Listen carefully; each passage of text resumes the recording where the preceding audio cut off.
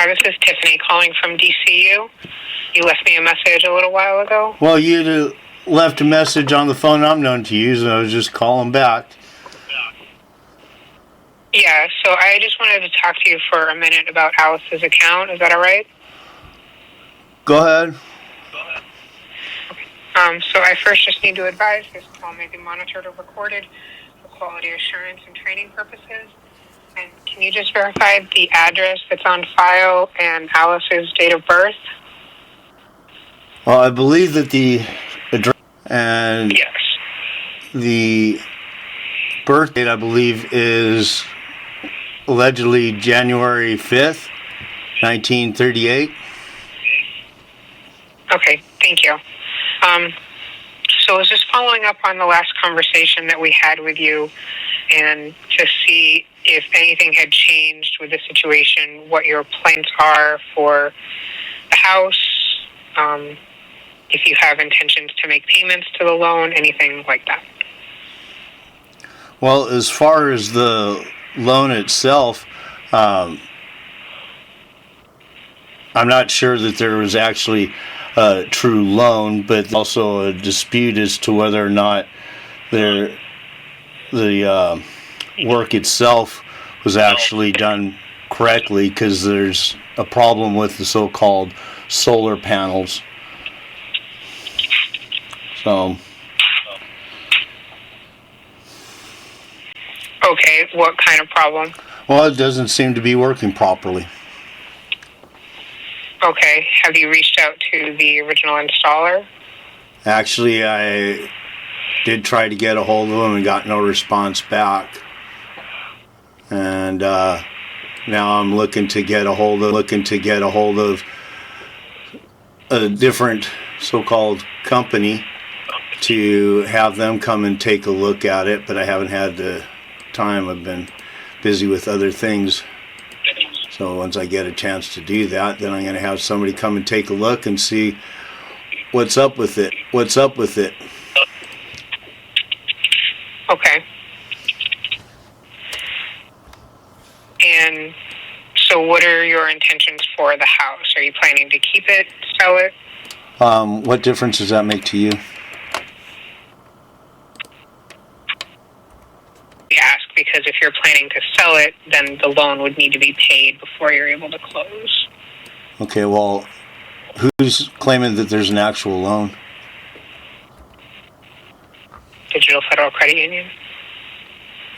Did the Digital Federal Credit Union tell you that? I work for. So the Federal Credit Union actually told you that? So can I speak with the Federal Credit Union to settle this matter honorably with them? I work for Digital Federal Credit Union. Okay. So you just have second-hand or hearsay knowledge of the matter, correct?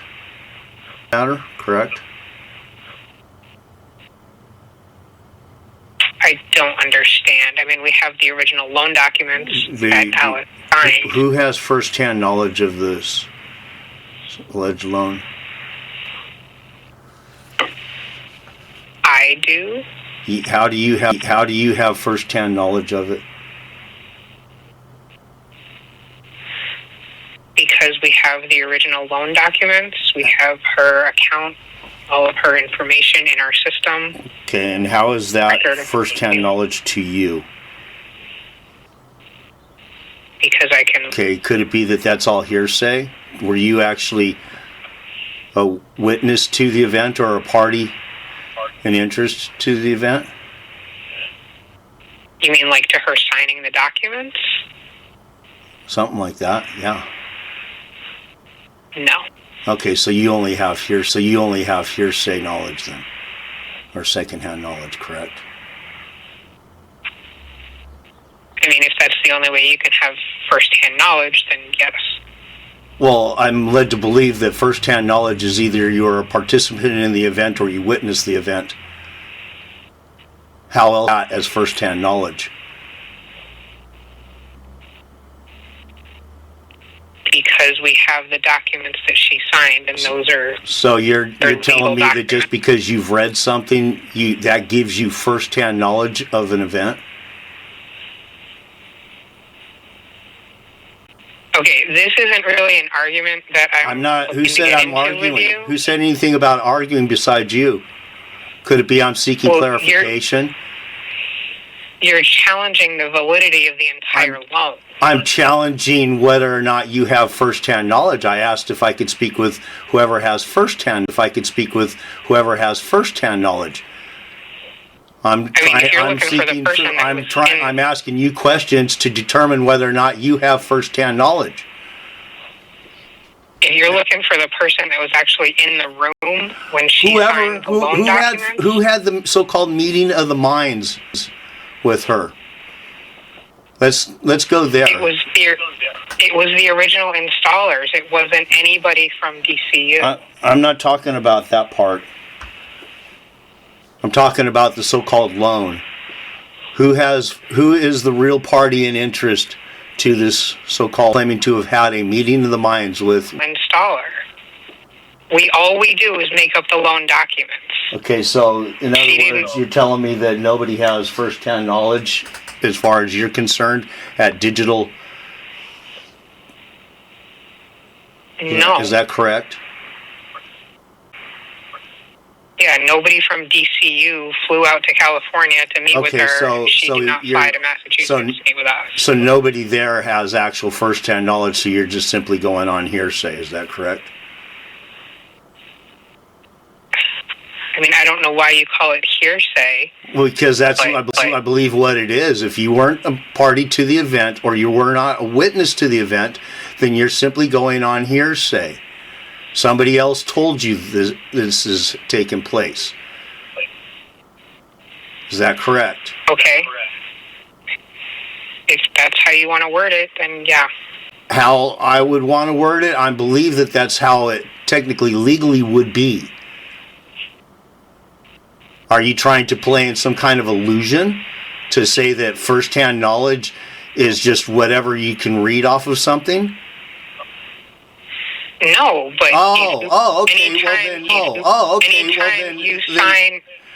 Well, it's pretty simple then. If you're reading something off of a computer screen and you didn't put that information in the computer screen, then that would mean that you have hearsay. You're going on hearsay. Also, with the first-hand knowledge of the actual loan there at DCU. You can't, because I have no idea who that is. So then could it be that there's no possible way to actually have even had a loan if there was nobody there to have had a meeting of the minds? No. So how could it be that there would be a contract without a meeting of the minds? Because she signed legal documents. So could it be that if there was no meeting, never a true contract?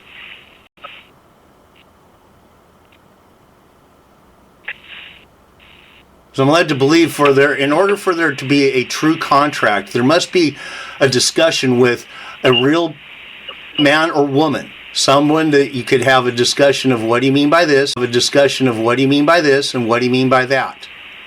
I'm led to believe that's known as a meeting of the minds. Led to believe that once that discussion is done, there is a thing called formation. I'm led to believe that that is the actual contract. So when can I speak with the person that actually has had formation? And could it be that if there is no such person, then there was no such meeting of the minds, thus there was no legal contract?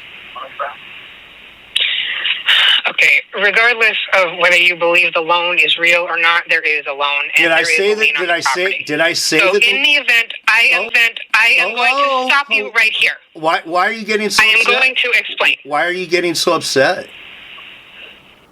Because you're being ridiculous. Am I? Or am I just being very clear and realistic and logical? No, you're not. Oh, how am I not? No, you're not. How am I not? Because you are questioning legal documents. Oh, well, could it be that everything should be questioned? If you had an issue with this loan, could it be that everything should be questioned? Why should I just go on what your meddling, interloping mouth says? Because you don't have any first-hand knowledge of anything, and you're trying to convince me of something that you don't know for sure. That to me seems like it could actually constitute fraud. I haven't said that there was. Hold on, I don't believe that I was done. I didn't mean for the middle of my sentence to interrupt the beginning of yours. Thank you very much for not being rude. I never once said that there wasn't a loan. I've asked who has the first-hand knowledge of it. I've asked questions. I never once made that claim that there was no loan. Check your recording. I can guarantee you a statement made like that.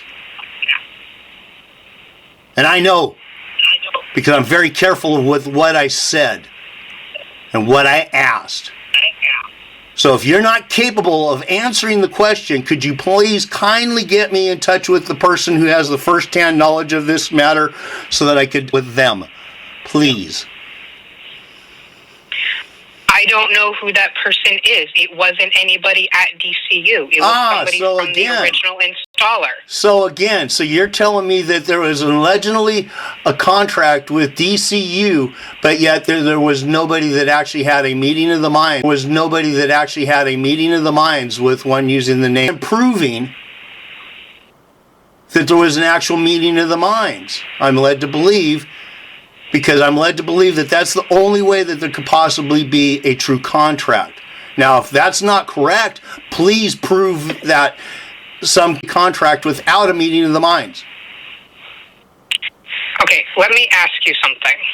Go ahead. So, say I did know the person that had this firsthand knowledge, but they have died, or they have moved on to another company and no longer work here. Oh, well. Does that mean that contract is no longer valid?